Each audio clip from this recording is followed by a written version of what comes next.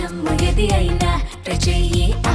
Chicken masala. Mahabubabad జిల్లా వ్యాప్తంగా పోలీసులు రవాణా శాఖ సంయుక్తంగా ప్రైవేటు పాఠశాలల బస్సులను విస్తృతంగా తనిఖీలు నిర్వహించారు.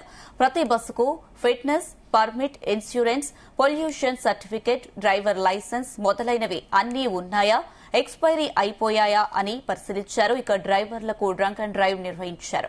ప్రతి పాఠశాల యజమానులు తమ తమ పాఠశాలల బస్సులకు fitness, permit, insurance, taxi, pollution certificate తదితర అన్ని కలిగి ఉండాలని, వీటిలో ఏ ఒక్కటి లేకున్నా బస్సులను సీజ్ చేసి కేసులు నమోదు చేస్తామని హెచ్చరించారు.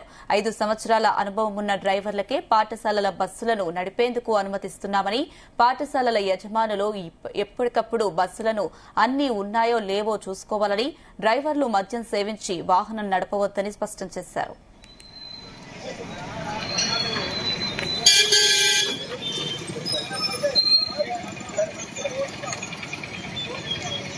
పోలీస్ మరియు ఆర్టీఐ శాఖ ఆధ్వర్యంలో ఎస్పీ గారి ఆదేశాల మేరకు, డిటిఎస్ఆర్ గారి ఆదేశాల మేరకు స్కూల్ బస్సులపై తనిఖీ నిర్వహించడం జరిగింది. స్కూల్ బస్సుకు ఉండవలసిన basic documents, fitness, permit, tax, insurance, driving licence మొదలగు వాటిని చెక్ చేయడం జరిగింది.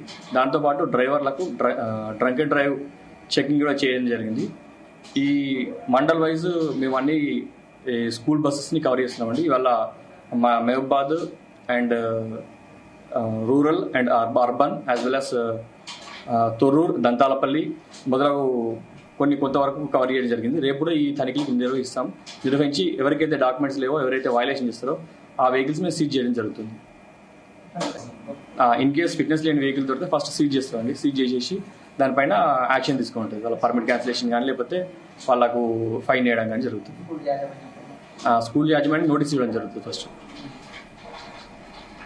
కాబట్టి వీళ్ళ తల్లిదండ్రులు కానీ లేకపోతే ఎవరైతే స్కూల్ యాజమాన్యం కానీ క్షుణ్ణంగా ప్రతి ఒక్క బస్సుని చెక్ చేసుకోవాలి. దాంతోపాటు ప్రతి స్కూల్ డ్రైవర్తో పాటు ఒక అటెండెంట్ కూడా మ్యాండేటరీగా ఉండాలి. దాంతోపాటు డ్రైవర్ కూడా ఎప్పటికీ అప్రమత్తంగా ఉండాలి. సెల్ ఫోన్ వాడకుండా ఎప్పటికీ